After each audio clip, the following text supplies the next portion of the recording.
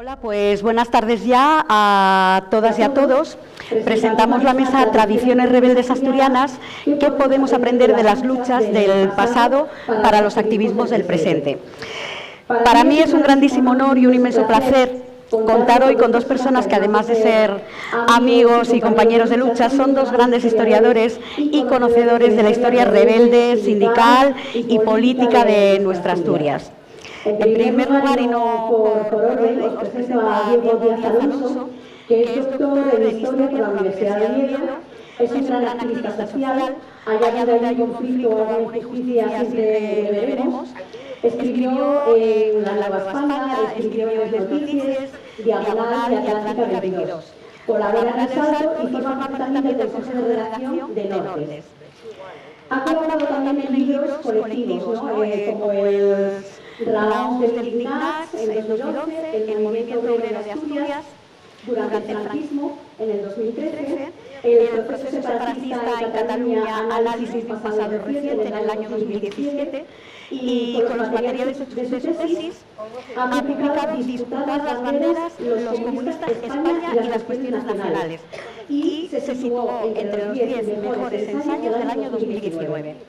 A preguntas de Mundo Obrero, y aquí te voy a atracar un poco, tras la presentación de su libro, Diego indicó que su interés por estos temas se debe a que cuando el camarada Paco Erice le impartió la asignatura Teoría e Historia de los Nacionalismos, le abrió a un mundo en el que desde entonces no ha dejado de indagar. Y también, palabras de Diego, dijo que para investigar la historia de España hace falta estar toda la vida leyendo El Mundo Obrero. Personalmente, ¿qué decir de Diego, ¿no? Que es de los compañeros, como os decía antes, y personas que siempre están ahí cuando se les necesitan, trabajando como el que más y en cualquier concentración, manifestación o conflicto, es de los primeros que pone la cara y el cuerpo. Siempre le veréis llegar con su bici, con su libreta, con su libro, con su boli, a cubrir las noticias que, si no fuera por los redactores y fotógrafos de Nortes, no se informaría a la población como es debido. Gracias por todo, Diego. Gracias, Cris.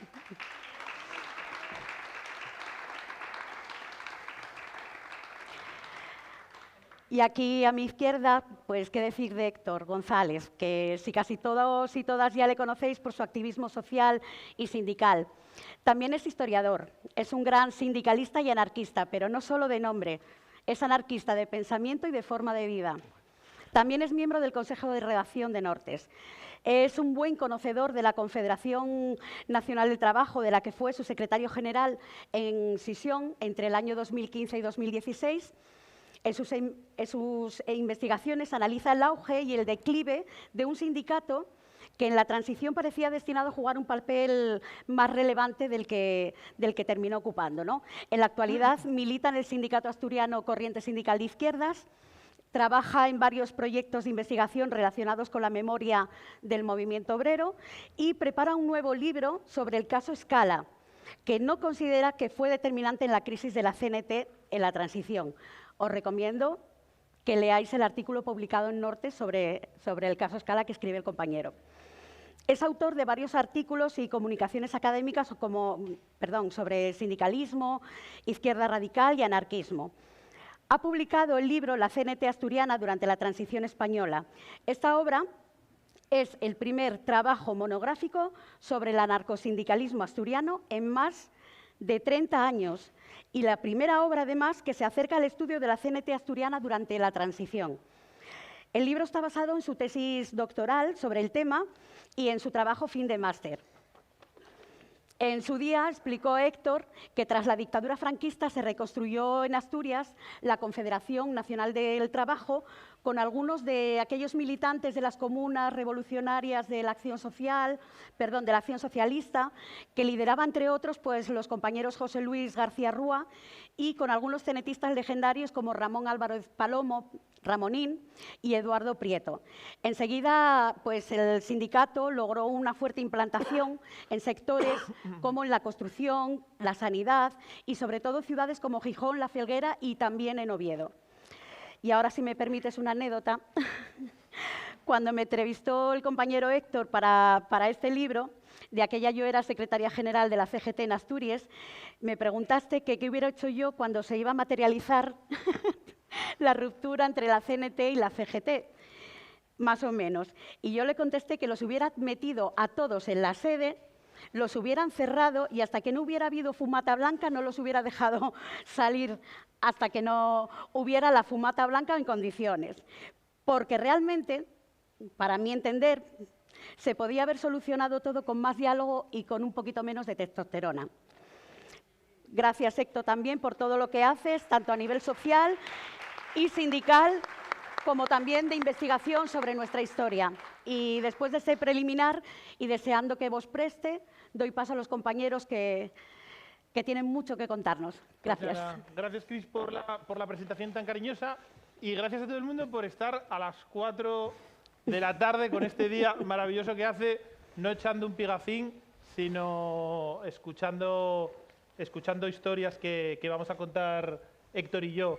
Esta mesa nace de una propuesta que nos hizo Dani Ripa de tratar un poco de buscar la genealogía de muchas de las cosas que estamos haciendo ahora, pues como militantes, como activistas. Yo creo que el marco aparte en el que lo hacemos, yo creo que es muy bueno, ¿no? Porque la folicia de Podemos Asturias, en este espacio donde pues llevamos tantos, desde la fundación de Podemos, llevamos haciéndolo en el Museo del Pueblo de Asturias, yo creo que precisamente enlaza con tradiciones que estaban muy arraigadas en el movimiento obrero y en otros movimientos sociales asturianos desde finales del siglo XIX y durante todo el siglo XX, incluso durante la dictadura franquista, desafiando las prohibiciones, bueno, pues a través de diferentes subterfugios a través de los que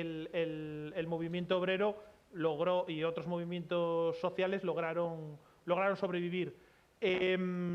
Una cosa que cuando uno investiga sobre la clase trabajadora en finales del siglo XIX y principios del siglo XX, que resulta especialmente emocionante, era el deseo enorme que tenía por aprender y por disfrutar y acceder a la cultura personas pues que estaban sometidas a ritmos de trabajo durísimos, que no habían tenido escolarización o apenas habían tenido escolarización. ¿No? Ahora, próximamente voy a publicar una biografía sobre Dolores Ibárruri, la pasionaria, y hay una anécdota que cuento en el libro de la primera parte dedicada a sus años de juventud, que ella cuando conoce a primero su novio, luego va a ser su marido.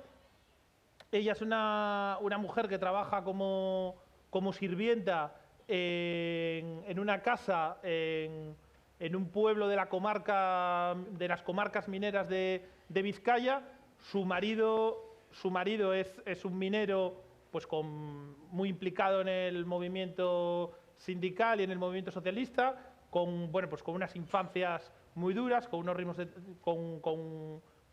unas biografías muy duras, marcadas por la explotación laboral, marcadas por el trabajo, con muy poco acceso a la cultura, y cuando se conocen, una de las primeras cosas que hace Julián Ruiz a Dolores Ibárruri es darle un libro de Víctor Hugo. O sea, es algo realmente emocionante, que gente que trabajaban jornadas de 10 horas, que apenas habían podido ir a la escuela, que cuando se conocían, lo primero que hicieron fue regalarle la obra de un autor como Víctor Hugo. ¿Cómo era posible que personas con esas vidas pudiesen llegar a estar al tanto de corrientes literarias europeas como eso? Pues porque el movimiento obrero, aparte de ser algo que se preocupaba por los salarios, por las condiciones de trabajo, por las condiciones de vida, el movimiento obrero también era un gran proyecto de ilustración de masas, era un gran proyecto de elevar los niveles culturales de la gente. Y yo creo que eso todos los que somos militantes lo sabemos, que hay un montón de cosas que hemos aprendido gracias a la militancia. O sea, que la militancia es un lugar pues donde hemos aprendido un montón de cosas, donde estamos permanentemente escuchando unos a otros, donde nos fuerza a leer. Y eso en el movimiento obrero fue algo que estuvo muy presente desde el primer momento, y muy presente en el movimiento obrero asturiano. Para que nos hagamos una idea, hay diferentes censos y diferentes contabilidades, pero una de ellas nos habla que antes del estallido de la Guerra Civil, hace 85 años, en julio de 1936, hay 50 casas del pueblo en Asturias, unos 45 ateneos y unas 22 bibliotecas circulantes. Estas bibliotecas circulantes, por ejemplo, una de las bibliotecas circulantes más importantes que había en Asturias era, por ejemplo, la de Castropol, un lugar, bueno, pues relativamente aislado, donde no había habido industrialización, y sin embargo existían minorías en Castropol que fueron capaces, con muy pocos recursos, de poner en marcha una biblioteca circulante. ¿Qué era la biblioteca circulante? Era un camión que se llenaba de libros e iba por todos los pueblos de la Ría de Leo para que la gente, pues el martes llegaba a Figueras, el miércoles a Vegadeo, y allí gente que no tenía ninguno de esos tipos de servicios podía acceder a los libros. Pero es que incluso, por ejemplo, en verano hacía proyecciones de cine al aire libre. Yo creo que es muy importante que rescatemos todas esas instituciones y todos esos proyectos culturales desde abajo, con muy pocos medios, que logró construir el movimiento obrero en Asturias, construyendo además una red que fue enormemente densa en el caso de nuestra región. Tenemos que pensar que la vida en principios del siglo XIX, principios del siglo XX, era una vida tremendamente aburrida y tremendamente monótona. Hoy cualquiera de nosotros y de nosotras, aparte de todo el acceso a cultura que tenemos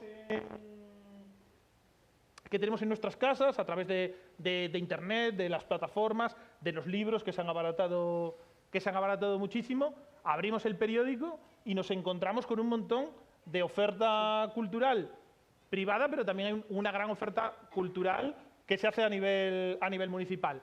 A finales del siglo XIX, principios del siglo XX, no existe nada de eso. Hay un ocio burgués, si estábamos en Gijón, pues que estaría en el Teatro Jovellanos, pero que era un coto reservado para la burguesía. La burguesía siempre ha tenido sus clubs de campo, sus clubs privados, sus lugares para entretenerse, pero ¿qué tenía la clase trabajadora para entretenerse? Pues diversiones muy, muy básicas que venían, bueno, pues de la cultura popular, que siempre han existido, pues juegos tradicionales. En el caso de, estamos en el Museo Etnográfico de Asturias, pues tenemos ahí los bolos, la taberna, por supuesto. Pero ¿qué pasaba cuando eras un trabajador o una trabajadora que tenía mayores inquietudes y que le pedía más de alguna forma a la vida? Pues de esa necesidad, de esas inquietudes y de ese deseo de otro ocio, empieza a surgir todo un movimiento, todo el movimiento obrero. No solamente se preocupa eso de las luchas sindicales, de las luchas por las cuestiones materiales, sino que también ofrece un proyecto alternativo de vida y cultural. Las casas del pueblo, que hoy las relacionamos únicamente, estamos pasando imágenes todo el rato de cosas de las que estamos hablando, porque si íbamos una a una tardaríamos más. Pues las casas del pueblo, que hoy para nosotros, a cualquiera preguntamos qué significa la casa del pueblo y pensamos en la sede del PSOE. De hecho, bueno, pues más de uno y de una hemos ido alguna vez a manifestarnos delante de la casa del pueblo, por razones diversas. A finales del siglo XIX, a principios del siglo XX, cuando se desarrolla en toda Europa y con muchísima fuerza en Asturias el movimiento de las casas del pueblo, las casas del pueblo lo que menos son es las sedes del PSOE. De hecho, muchas casas del pueblo ni siquiera estaban vinculadas solamente al PSOE, sino que estaban vinculadas a las diferentes organizaciones y tradiciones obreras que existían ahí. La casa del pueblo era un lugar donde podías aprender a leer y escribir si eras analfabeto, o era un lugar donde, pues, si habías ido a la escuela hasta los 7, 8 años, pues podías mejorar mucho más. O sea, era un sitio donde había educación, era un sitio donde había una cosa muy importante y que se mantiene la tradición hasta hoy en Asturias, que son los coros, un lugar donde la gente iba a cantar, donde iba a hacer teatro, donde existía también un café, donde existía bar, donde se celebraban bailes donde tenías acceso a un montón de libros. Pero las casas del pueblo, este tipo de instituciones, no solamente las creaba el movimiento obrero socialista, también hay una fortísima tradición de estos espacios de ocio y cultura ligadas al anarquismo asturiano, como por ejemplo podía ser el Centro Obrero La Justicia de la Felguera, o a tradiciones híbridas, ¿no? Ligadas también con el reformismo, con la tradición republicana, con el reformismo ilustrado, con alianzas de las clases medias y la clase trabajadora. Por ejemplo, Gijón albergaba sin lugar a dudas de todos estos centros populares de cultura, de entretenimiento, sociales. El lugar, el más importante de todos ellos era el Ateneo Obrero de Gijón, donde habían confluido sectores del obrerismo con sectores del republicanismo de clase media y que tenía la mayor biblioteca de Gijón. O sea, la fuerza del Ateneo Obrero de Gijón era tan grande que llegó incluso a abrir sucursales en barrios de Gijón. Constantino Suárez, el gran fotógrafo de la Guerra Civil asturiana, del que estamos todo el rato ahí pasando fotos y cuyo legado está custodiado aquí en el Museo del Pueblo de Asturias, es una de esas personas autodidactas, un chaval que entra a trabajar en un laboratorio fotográfico porque se viene de una familia obrera y se tiene que ganar la vida, entra siendo un guaje con 10, 12 años, entra a revelar fotos y gracias a que existe el Ateneo Obrero de Gijón, logra hacerse un artista de la fotografía. Y hoy en día las fotos de Constantino Suárez de la Guerra Civil son fotos que tienen una calidad artística que no tiene nada que negar a la obra de Robert Capa, de Gerda Tero y de los grandes fotoreporteros de la Guerra Civil Española. Aquí vemos ahora una foto precisamente de uno de esos espectáculos que organizaba el movimiento obrero, una foto del Consejo Soberano de Asturias y León, fotos de Constantino Suárez. Gracias a que el Ateneo Obrero de Gijón, por ejemplo, ofrecía la posibilidad a precios muy populares de hacer cursos de fotografía, algo que ahora para nosotros es normal porque existen la Universidad Popular de Gijón, existen las actividades en los centros sociales, pero antes de que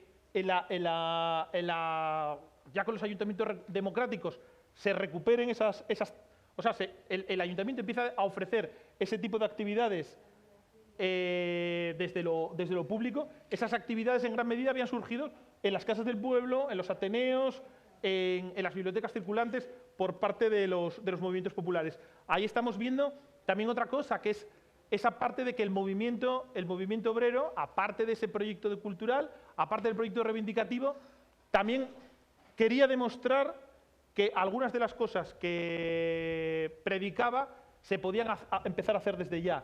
Y hay toda una tradición fortísima de autogestión obrera y de autogestión popular en campos como, por ejemplo, el de la vivienda, cooperativas de vivienda, cooperativas de consumo. Incluso hay proyectos más ambiciosos como, por ejemplo, la mina de San Vicente en el Entrego, que se convierte en la primera y también única explotación minera asturiana que es autogestionada por los trabajadores. La mina sin patrón, propiedad del sindicato minero y que tenía unos sueldos que eran los sueldos de la envidia de la cuenca porque, bueno, pues habían eliminado al patrón y evidentemente pues las ganancias de la mina se socializaban. Otras experiencias como puede ser, por ejemplo, una de las mayores panificadoras de la cuenca del Nalón, que estaba también explotada por los propios trabajadores y que era propiedad del sindicato. O sea, hay toda una genealogía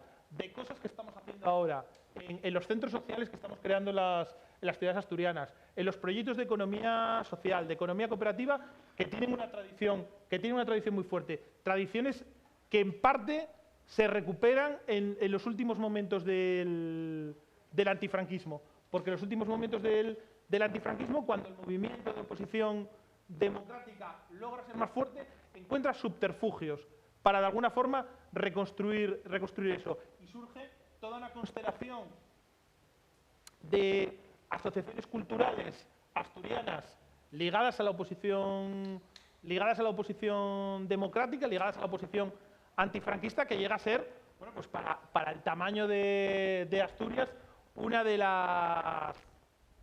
los lugares donde existía una red más densa, más tupida de ese tipo de asociaciones que nuevamente pues ofrecían ocio, un tipo de ocio a las clases populares y un tipo de educación a las clases populares que jamás la dictadura iba a ofrecer. O sea que muchas de las cosas que hacemos con la sociedad, la sociedad cultural gijonesa, por ejemplo, viene de ahí, ¿no? La Ciudadana, el Manglar, el Caricós en Siero, la Resia en Candás, otros espacios como la Yume que existen en Sisión, beben de esa tradición. Y ya el último apunte que quería hacer, que me viene bien con las fotos, que es la cuestión de la construcción de medios de comunicación propios. Otra cosa que también que se da cuenta muy pronto el movimiento obrero es que si queremos transformar la sociedad, no podemos mirar a la sociedad solamente con los medios de comunicación de la otra clase social, los medios de comunicación de la burguesía.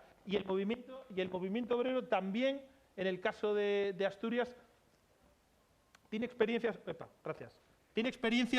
interesantísimas, como es el diario Avance, que en el año 30, a partir del año 33, un periódico ligado al movimiento obrero en este caso socialista, logra ser el periódico más vendido de Asturias, superando a empresas comerciales como podía ser El Comercio o El Noroeste, un periódico hecho por periodistas con una vocación clara de transformación social, que llega a vender 23.000 ejemplares. 23.000 ejemplares, pensemos lo que es en 1933, en una región que tenía menos de 1 millón de habitantes y donde evidentemente las tasas de escolarización eran menores que ahora.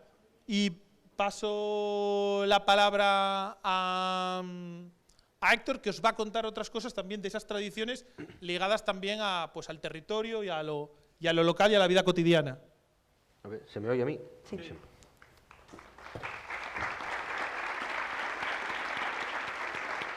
Muy bien, tío. Bueno, buenas tardes. Yo quería dar 3 o 4 pinceladas, a ver a lo que me da tiempo en estos 20 minutos, para que después, pues si hay ganas de preguntar o debatir o reflexionar sobre algo, pues nos dé tiempo. Recogiendo un poco el testigo de Diego a través del cooperativismo, quería dar unas pequeñas pinceladas, y lamento no poder extenderme mucho, sobre cuestiones relacionadas con la vivienda y las luchas vecinales, que son cuestiones que arrancan a finales del siglo XIX y que se extienden muchísimo en el primer tercio del siglo XX, conforme se va fortaleciendo el movimiento obrero. Aquí en Asturias hay una larga tradición, que no es exclusivamente asturiana, pero bueno, ciñéndonos al marco geográfico asturiano, hay una larga tradición, sobre todo en Gijón, tampoco es exclusiva de Gijón, pero en este caso es lo que mejor conozco, de luchas vecinales y de luchas de la vivienda directamente ligadas al entorno obrero y al sindicalismo. De hecho, fueron los sindicatos los principales impulsores de algunos comités de viviendas, ligas de inquilinos, etcétera, etcétera, que tenían por fin defender de las precarias situaciones en las que se tenía que desenvolver gran parte de la población y de facilitarles acceso a la luz, al agua, acceso a vivienda o, en su defecto, peleas, movilizaciones por alquileres, etcétera. En el caso de Gijón hay una anécdota muy curiosa que se cuenta en el libro de la movilización al frente de Pamela Raflik, que es el primer tercio del siglo XX en Gijón, de cómo los mismos trabajadores que por las mañanas acudían a determinadas viviendas a cortar la luz o el agua por impago, eran los mismos que por las tardes, cuando salían de trabajar, volvían a esas mismas viviendas y reenganchaban la luz y el agua. Y cómo en situaciones de desahucio, que es una cosa un poco macarra, pero bastante ilustrativa, en situaciones de desahucio muchas veces se procedía a desalojar un inmueble y pues lo clausuraba y quedaba ahí el papel puesto de clausurado por la autoridad gobernativa o clausurado por orden de la autoridad gubernativa. y en algunos momentos se llegaban a arrancar esos carteles y a sustituirlos por otros que rezaban: abierto por orden de la CNT, en este caso, que era la central mayoritaria en Gijón, y episodios así pues se repitieron por toda Asturias durante todos los años, durante el primer tercio del siglo XX. Que esto posteriormente tuvo a través de las sociedades culturales, tuvo su renacer durante el tardofranquismo, y es lo que muestra ese hilo a lo largo de todo el siglo XX, y que, bueno, podíamos extender incluso hasta ahora, o por lo menos sí que podíamos mirar hacia atrás para, en algunas ocasiones, buscar ideas o buscar fuentes de las que beber, de esa preocupación y de esa integración de las organizaciones tradicionales del movimiento obrero en las luchas por las viviendas dignas y por las luchas vecinales. A partir en Asturias, yo creo que a partir de finales de los años 60, sobre todo, ya bien avanzado el desarrollismo franquista, a través de las sociedades culturales que se fueron dando por toda Asturias y sobre todo por su área central, hubo mucha costumbre de utilizar esas plataformas, que en principio eran plataformas culturales para realizar obras de teatro o para proceder a presentaciones, libros, clubes de lectura, para utilizarlas como subterfugio y como herramienta en las luchas vecinales. Impulsaron asambleas y reivindicaciones vecinales que posteriormente, en la transición, darían lugar a las asociaciones de vecinos, que lamentablemente, con el paso de las décadas, han ido desligándose de lo que sería tanto los partidos políticos, no tanto los partidos políticos como sobre todo los sindicatos. No quiere decir que no haya ahí muchas veces una relación o incluso una concomitancia en algunos lados, pero la ligazón previa se ha ido perdiendo con el paso de las décadas. Por otro lado, otra de las, quizá la principal herencia o punto al que acudir en la historia de esta tradición rebelde asturiana, la que a mí me parece más interesante desde un punto de vista histórico y desde un punto de vista actual, es la tradición unitaria que caracterizó al movimiento obrero asturiano. Porque existió una tradición unitaria que, bueno, pervive. Estoy así, ahora mismo así pensando un poco porque, a ver, existe una tradición unitaria de la que voy a hablar, eso no significa que no haya habido importantes enfrentamientos entre las diferentes corrientes ideológicas o entre las diferentes opciones políticas. De hecho, Gijón, en las primeras décadas del siglo XX, fue escenario de varios enfrentamientos armados que acabaron con socialistas asesinados por parte de anarquistas, etcétera, etcétera, ¿no? Entonces, eso existió, pero acabó imponiéndose posteriormente una tradición unitaria dentro del movimiento obrero que bebía de dos fuentes. Por una era la tradición unitaria que hacía que en muchas localidades los trabajadores se adscribiesen a un determinado partido político o a un determinado sindicato, y en otras localidades o en otros ramos de la producción se adscribiesen a otro, no por cuestiones organizativas o ideológicas, sino por una cuestión muy sencilla.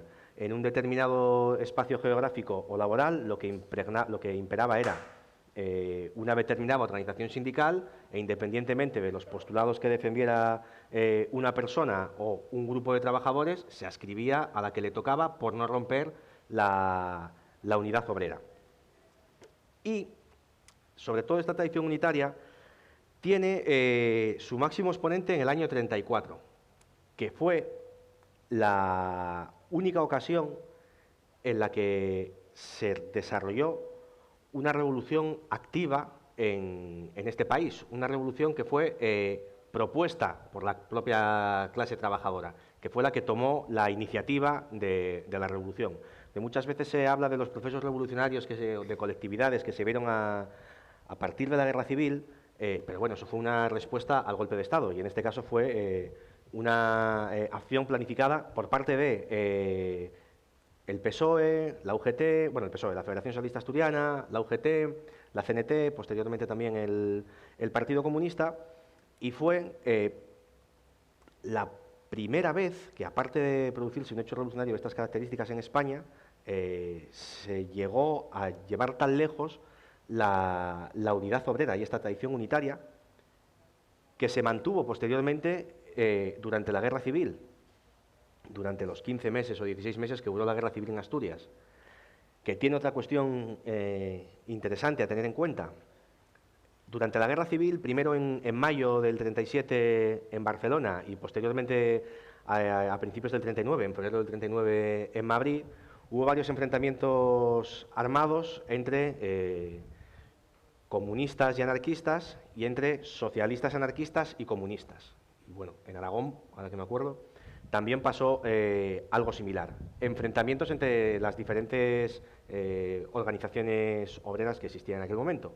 Pero en Asturias, a pesar de encontrarse en situaciones similares, a pesar de haber grandes desavenencias, nunca se produjo durante los 15 meses de guerra civil ningún tipo de problema gordo de llegar a las manos. Bueno, el otro día cuando preparábamos esto, creo que fuiste tú que me recordabas lo de que alguien le había pegado un banquetazo a otro en una reunión, pero bueno, que todo se arreglase con un banquetazo y no hubiese que recurrir a las pistolas.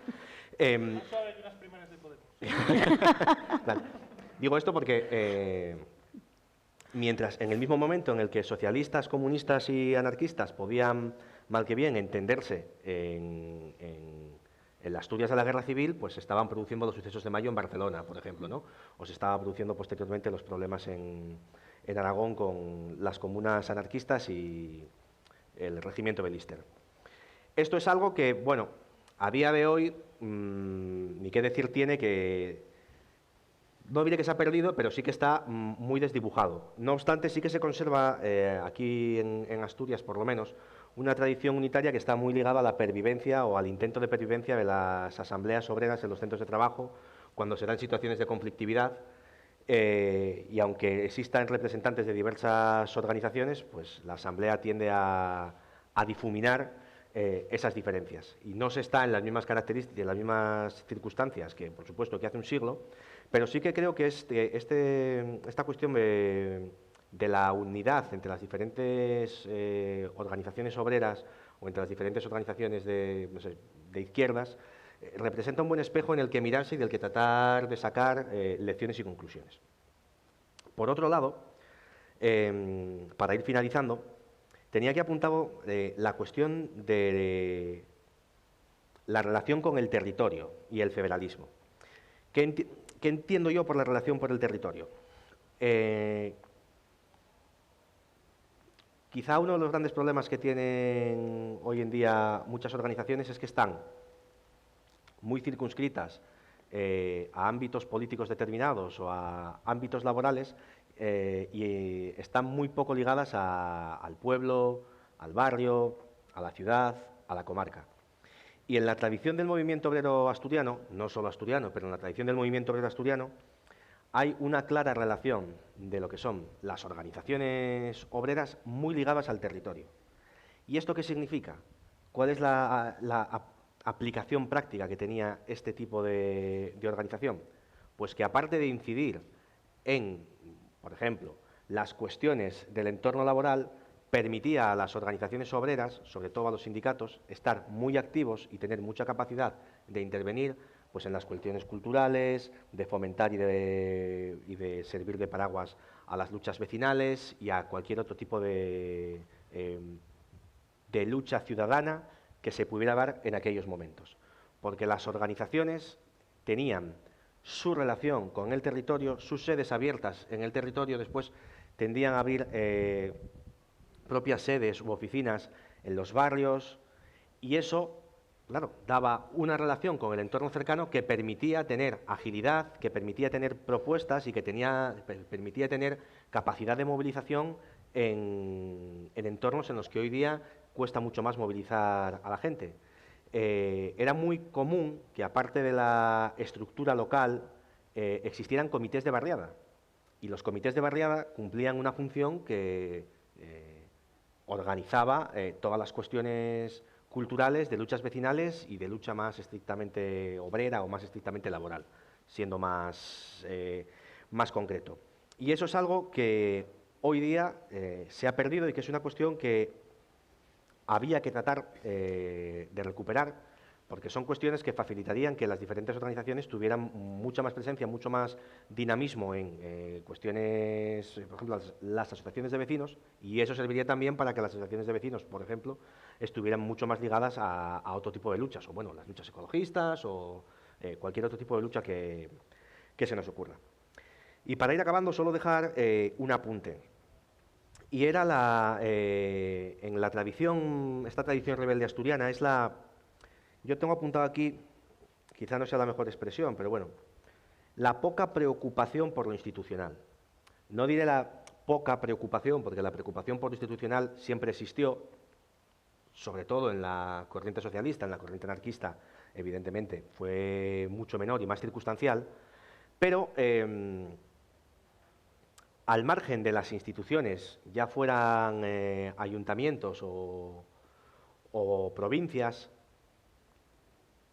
la preocupación real estaba en conseguir ese músculo que dotaba la organización a pie de tajo o la organización a pie de barrio, que era el músculo que permitía intervenir en realidades cotidianas y que permitía presionar políticamente para conseguir, no todas, algunas de las reivindicaciones que se podían proponer. Voy a poner un ejemplo de principios del siglo XX. Manuel Llaneza, que fue el fundador del SOMA, del Sindicato Obrero de la Minería Asturiana, fue secretario general del SOMA, yo creo que 20 o 21 años, bueno, prácticamente de manera interrumpida desde su fundación hasta su fallecimiento, poco después de la llegada de la Segunda República. Durante todo ese tiempo lo compaginó con una actividad política que lo llevó a ser diputado en Cortes, yo creo que un año, algo así, más o menos, antes del golpe de Estado de Primo de Rivera, y fue alcalde de Mieres, que era el municipio minero más importante a principios del siglo XX durante 8 años. ¿Por qué señalo esto?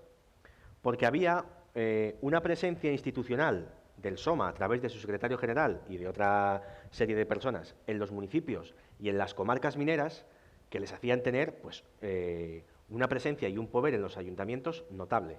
Pero aún así, la preocupación real, lo sustancial de la organización, en este caso el SOMA y del resto de organizaciones sindicales y políticas, no estaba allí, no estaba en las instituciones, sino que estaba en toda esta serie de elementos que he comentado antes, estaba en los sindicatos, que era lo que permitía presionar a las instituciones y presionar a los gobiernos pues, para conseguir las mejoras salariales o para conseguir que se redujera una hora la jornada laboral de la minería o en su momento para la presión por la consecución de las 8 horas de trabajo, etcétera, etcétera.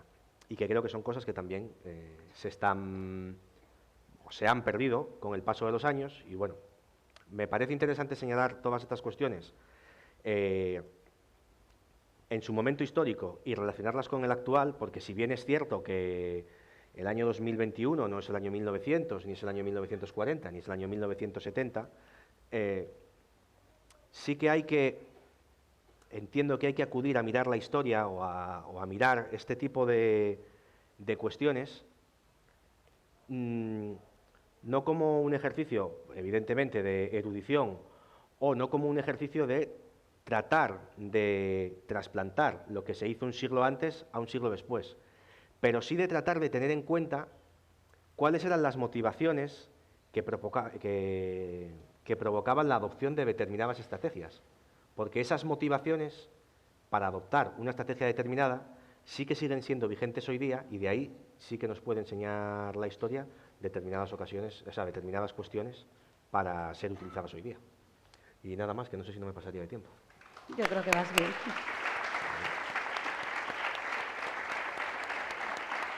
¿Pero bien? Bien. Bueno, pues no sé si alguno... Sí, un micro, por favor. Tenemos allí un compañero que quiere... De preguntas. Bloque de preguntas. Sí, hacemos una rondina de preguntas y luego ya contestáis, Sí. ¿queréis? ¿Quieres tener esto para apuntar algo? Vale. ¿Qué hora hay, Las 5 menos 5. Bien, Pues le damos tarde, ¿no? muy bien, muy bien. Bueno, oiga, se me escucha, ¿no? Bueno, primero, oye, que hablasteis del diario Avance, recordad a Javier Bueno, vilmente asesinado, el director. Bien, habéis tocado un tema importante, que fue la unidad de clase en Gijón. Y hubo una institución en la que yo participé, que fue la Academia de Roda, la Academia de la calle Kudasama. En la Academia de la calle Kudasama había comunistas, como yo, Pintorre, socialistas, Marcelo, anarquistas, Prieto, José Luis García Rúa, Juanjo de Hidroeléctrica. Durante muchos años, en tiempos difíciles, fue el germen de la resistencia obrera en Gijón, la Academia. Nos la cerraron 2 veces. Y la historia de la Academia, a ti, que te gusta escribir y tienes tendencias genetistas, te corresponde escribirla, porque lo que se escribió hasta ahora lo escribieron los que hacen los panegíricos de Tinadeces y compañía, y no es la verdad lo que se escribió sobre la Academia de la calle Kudasama. Eso está por escribir. Después de la Academia vino Gesto, ahí también estábamos unidos, comunistas, socialistas y anarquistas, y luego ya el Partido Comunista pensó la estrategia de las sociedades culturales. Se forma la Gijonesa, Pumadín, Natahoyo, sale el Día de la Cultura, y hay un importante resurgimiento del movimiento obrero y del movimiento vecinal, con el que acaban a medias Carrillo y el PSOE, de forma clara, ¿no? Y nada más se quería decir esto, oye, que hay que escribir la historia de la Academia de aquello Kudasama, porque no está escrita bien escrita. Yo aporto mi memoria a quien lo quiera hacer. Y nada más. Oye, encantado de haberos escuchado y joder, me habéis sacado la vida adelante, ¿eh? ¿Se dan cuenta? Que estos temas no se hablaban nunca. La transición fue un pacto una omisión, un pacto de silencio terrorífico. Nos acabaron con todo, ¿no? Y bueno, hay que recuperarlo, nada más.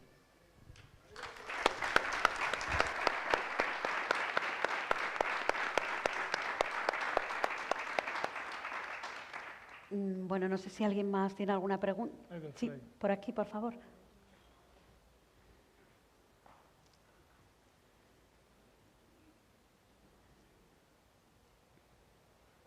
¿Se me escucha? Vale, bueno, lo primero de todo, muchas gracias por la charla. Y lo segundo, quería hacer una pregunta, por curiosidad, que quizás muestra ignorancia, pero quería preguntar si el movimiento obrero, además de labores por la formación intelectual, organizó en algún momento labores por la formación física o deportiva de la gente. Muchas gracias. Ahí, por favor.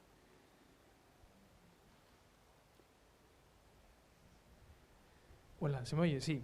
Sí. Bueno, también quería dar las gracias por la ponencia, que me ha gustado mucho. Y quería preguntarle a Héctor en concreto la parte de la tradición unitaria del movimiento obrero. Quería preguntarte a qué crees que se debía y qué opinas de que si crees que vendría causado por la exclusión de otros sectores de la población. Estoy pensando en las mujeres principalmente, pero bueno, y nada más eso. Gracias. ¿Alguien más tiene alguna pregunta? Pues casi contestamos, sí. Ah, otra, por ahí. Allí, Camarada por favor. Ozco.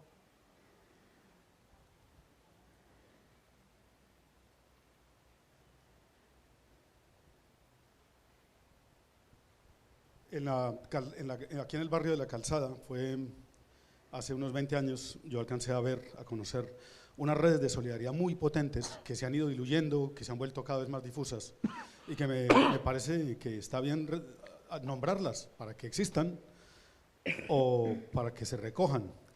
Había redes de solidaridad, algunas se llamaban cristianos de base. Lo que yo conocí ayer, unas redes de solidaridad muy potentes en el barrio, redes de solidaridad de vecinos que no eran cristianos, que era otra cosa, en donde circulaba, y aún hasta el año pasado lo vi, igual está todavía, ropa, alimentos, libros, resolvían conflictos en el barrio. A mí me sorprendió muchísimo ver eso, porque luego descubrí en la bodega central, que era donde se contaban verdades, que además estaban ligados con el movimiento obrero que tenía que ver con los astilleros y con las empresas que están en la zona de Beriña.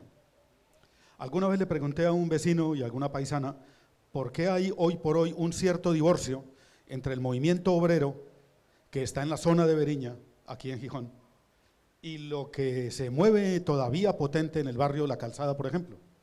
Y lo que me decían, y con el tema minero, y lo que me decían básicamente tiene que ver mucho, por un lado, con la propaganda que se ha hecho contra los sindicatos, en donde prácticamente la población cualquiera que no ha vivido la lucha obrera habla muy mal de los sindicatos, sin haber estado nunca en ellos, y sin darse cuenta que sin sindicatos no hay lucha obrera.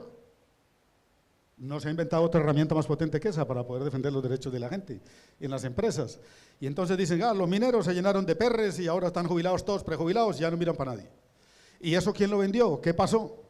No es cualquier daño el que ha hecho a esa alianza entre los sindicatos y los vecinos este tipo de afirmaciones o de artículos o de consejas. Los mineros miraron para ellos y se olvida el pasado. Los mineros ya están prejubilados con 40 años, muchas perres, y ya se olvidaron del barrio. Conviene revisar eso, mirarlo y devolverlo un poco de una manera constructiva no para volver a construir, porque el movimiento obrero minero, pues ya simplemente con el acabose de la minería, pues se acabará el movimiento obrero minero. Pero hay muchas historias ahí que habría que rescatar. La otra, el divorcio que hay evidente en el barrio de La Calzada, entre el derecho al trabajo de la gente que está en el área industrial de Beriña, de Candás para allá, hasta salir a Monteana y más allá, con la gente del barrio que está en una lucha en la que está Podemos contra la contaminación en la zona occidental de la ciudad. Porque uno habla con la gente del barrio, ¿qué hay mañana? ¿Qué hay pasado? Una bicicletada contra la contaminación, están llenándonos de mierda, mira cómo están las ventanas, y uno que vive allí dice, es verdad, esto es una contaminación tremenda. Pero no hay un eco en el movimiento obrero que pueda entender que los vecinos tienen razón al decir, oye, que para que tengáis trabajo no tenemos que morirnos los que no estamos allá.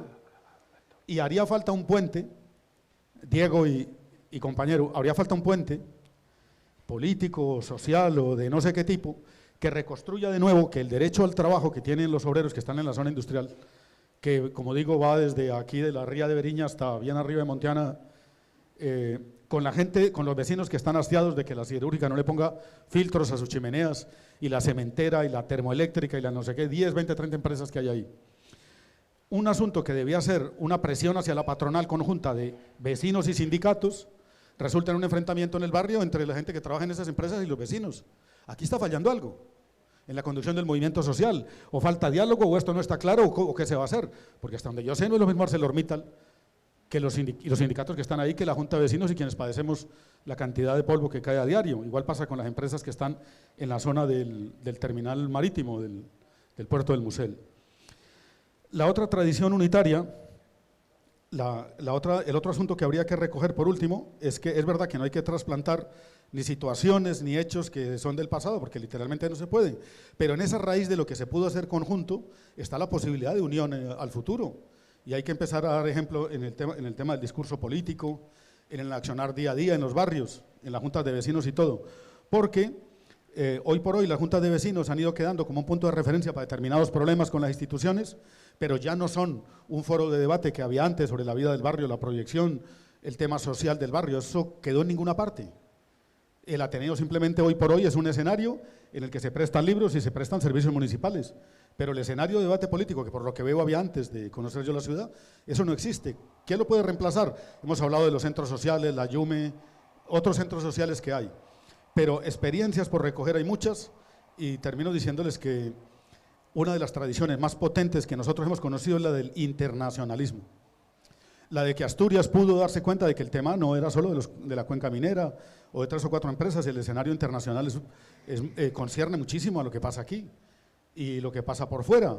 Y esas visiones a veces localistas, en todo caso municipalistas al extremo, dejan escapar un asunto que el movimiento obrero sí lo ha tenido claro, que es el del internacionalismo, el de juntar luchas de aquí y de allá. Eso cada vez se ve muy lejano, pero indudablemente sigue siendo muy válido.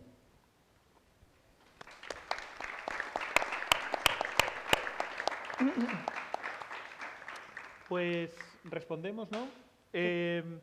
Yo le dejo un par de cuestiones a Héctor, que por ser de Gijón yo creo que le toca responder. Yo empezaría casi por lo último, que es lo que planteaba ahora Javier Orozco. Yo creo que añadió también esa tradición del internacionalismo muy fuerte, ¿no? Con una historia muy fuerte también de Asturias con Nicaragua y con otras revoluciones en los años 80, y también Asturias como un lugar que recibe mucha solidaridad internacional, porque Asturias llega, después de la represión del 34, llega dinero de toda Europa para las familias obreras que han perdido miembros o que están en la cárcel y tal. O sea que la relación de Asturias con el internacional, de los movimientos sociales asturianos con el internacionalismo es muy fuerte en las dos direcciones, ¿no? De dar solidaridad, pero también es una región cuyo movimiento obrero y cuyos movimientos sociales han recibido mucha solidaridad. Yo creo que hay dos cuestiones fundamentales, que es la de cuidar las alianzas.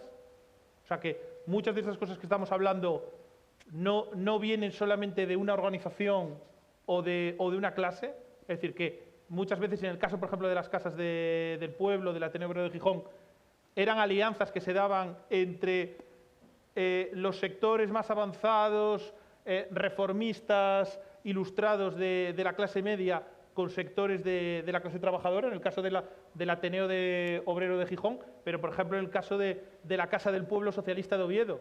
Prácticamente lo mejor de la Universidad de Oviedo a principios del siglo XX, gente como Leopoldo Alas Clarín, otros muchos, eran gente que pasaba constantemente a dar clases, conferencias por la Casa del Pueblo. O sea que yo creo que es muy importante también reivindicar, ¿no?, esa memoria de alianzas entre sectores, pues eso, del republicanismo, del socialismo, de la clase trabajadora, de las clases medias. Y luego otra cosa también que creo que es fundamental, que es el tema de cuidar la memoria. O sea, si no, nuestra memoria, si no la cuidamos nosotros, no la va a cuidar nadie. Y yo creo que no tenemos que ser reduccionistas con el tema de memoria, o sea, de la equivalencia entre, generalmente tú dices, memoria democrática y zasca, represión. O sea, está muy bien que todos los pueblos de Asturias estén señalizadas las fosas comunes. Es una cosa que yo creo que es muy importante, y yo creo que es una buena política de memoria que se hizo desde el Principado. Pero creo que el cuidar la memoria de nuestro movimiento, de nuestras tradiciones, también pasa por cuidar la memoria de las luchas. Es decir, qué bueno sería que todos los parques de Gijón, que arrancó el movimiento vecinal con movilizaciones, tuviesen una placa de este parque existe gracias a la lucha del movimiento vecinal, o un montón de cosas más que no están ahí por el político de turno, sino que se arrancaron desde abajo. Y creo que es importante ese tema de cuidar la memoria. Se planteaba lo del libro de Rúa. Tenemos que pensar, yo creo que en materiales, también no solamente en libros, en materiales audiovisuales. O sea, creo que es necesario que conozcamos esa historia y que estemos orgullosos y orgullosos de ella. Y luego también hay una cuestión que no dije antes, que también me parece importante, que es la de la fiesta. Ahora mismo, en el movimiento obrero, los movimientos sociales y la militancia, era algo donde también la gente iba a pasárselo bien. O sea, que no era solamente un lugar donde hacías huelgas heroicas y sufrías mucho, sino también era un lugar donde la gente se divertía, era feliz, bailaba, se emborrachaba y se enamoraba, o no se enamoraba, pero disfrutaba de los cuerpos, ¿no? O sea, que esa es una parte también importante que tenemos que reivindicar del movimiento obrero. O sea, el 1 de mayo era también una fiesta, era una romería popular. O sea, que lo que hicimos hoy aquí seguro que construye muchísima más cohesión que a veces, bueno, pues asambleas muy aburridas a las que nos sometemos. O sea que yo creo que esa parte también de la fiesta como elemento político y elemento político placentero, creo que es muy importante. Aparte, quien lo sabe perfectamente es el enemigo. Por eso quieren sacarnos de las fiestas de San Mateo la derecha. Porque a no sé cuántos el hecho de que los movimientos sociales y la izquierda sean los que dinamice las fiestas de San Mateo es algo que siempre les ha horrorizado. Y han tardado pues casi 40 años y una pandemia en poder sacarnos de las fiestas de San Mateo, y ni con esas, porque nos echaron por la ventana, pero entramos por la puerta de servicio. O sea que esa dimensión también política de la fiesta, yo creo que era una cosa que tenía muy clara el movimiento obrero, que la transición democrática en Asturias se reconstruye, por ejemplo, con la fiesta de los maizales, que la gente más mayor que estéis aquí seguro que estuvisteis allí y que la disfrutasteis, que era ese evento que organizaba todo el movimiento cultural, y yo creo que también tenemos que seguir creando fiesta desde el movimiento social y lugares que sean de una política también placentera, ¿no? O sea, que la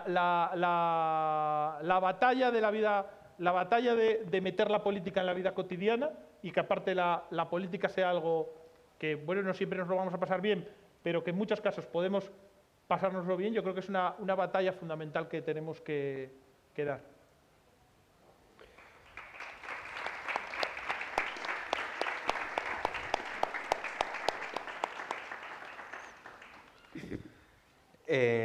Bueno, a ver, de las cosas que apunté por aquí, respecto a si se ofrecían otro tipo de iniciativas, por ejemplo, relacionadas con el deporte o la educación física, sí, y con el naturismo, con el ecologismo, incluso con el vegetarianismo, ya desde principios del siglo XX, había mucha costumbre de ofrecer ese tipo de alternativas lúdicas y de modo de vida, vamos, también, ¿no? Porque las cuestiones de naturismo tenían bastante que ver con el modo de vida, sí, efectivamente. Luego, bueno, sobre la cuestión de escribir o no la historia de la Academia de la calle Kurasama de Rúa, pues, bueno, gracias por la proposición y por el encargo, pero, bueno, de momento ya hay algún libro escrito y me imagino que vayan a seguir apareciendo en un futuro, que puedan seguir apareciendo, pueda ser sujeto de susceptibles investigaciones. No creo que precisamente este tipo de cuestiones de la dictadura no creo que vayan a ser cosas que vayan a carecer de investigaciones y de estudios posteriores en los próximos años. Me imagino que unos nos gustarán, otros no, pero bueno, creo que hay una preocupación por trabajar los temas de la sociabilidad y de la cultura, en una tendencia historiográfica en general, y a niveles locales también, y luego pues estas cosas también dentro de los proyectos de memoria democrática suelen tener bastante cabida. O sea que me imagino que en un momento dado podamos tener otro tipo de versiones relativas a la Academia de la calle Kurasama y en general a todo el papel de Rúa en Gijón. Bueno, respecto a lo que me preguntabas, Cristian, de la tradición unitaria, me parece, ¿no? ¿A qué se debía la tradición unitaria? Bueno, a ver, muchas veces es complicado